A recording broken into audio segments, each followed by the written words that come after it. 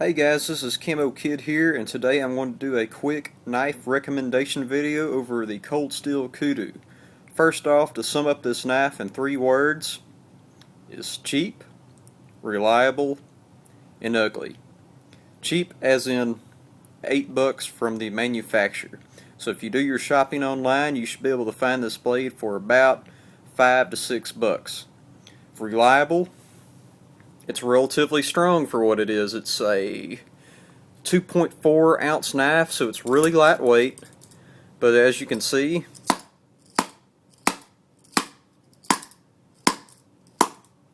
it's taking some pretty mean overstrikes.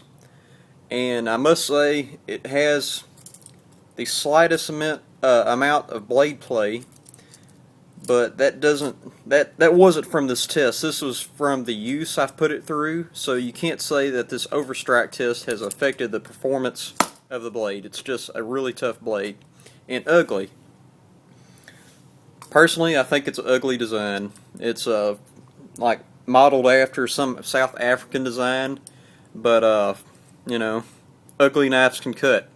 And this ugly knife is cheap, so in my opinion, it's a winner. I normally keep this blade in my tackle box, and when I went to the beach, I used it to cut up some fish for some bait. You know, I had to go through all that bone and everything. And my dad, as you can see, you know, on the blade, he wanted me to cut up some shingles. We were repairing a roof for my storage building where my beach house used to be, and he bought some shingles so we could redo the roof. The problem was we needed to cut the shingles in half, and I was tasked to find which knife I was going to use. I brought this blade and some others, and let me tell you something. If you want a knife for EDC, this is a perfect blade right here in my opinion. But back to the Kudu. I saw this Kudu in my tackle box. I'm like, I'm about to cut some shingles, and I could have chose this blade, but I thought to myself, $70 and $5. This is the blade I'm going to use.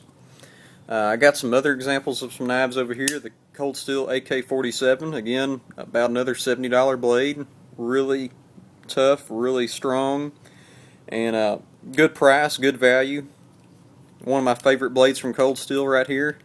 But I wouldn't use this blade to cut up shingles. Some people would, and you know, I'm not looking down upon you for doing that, but if you can buy a knife like the Kudu, why do that?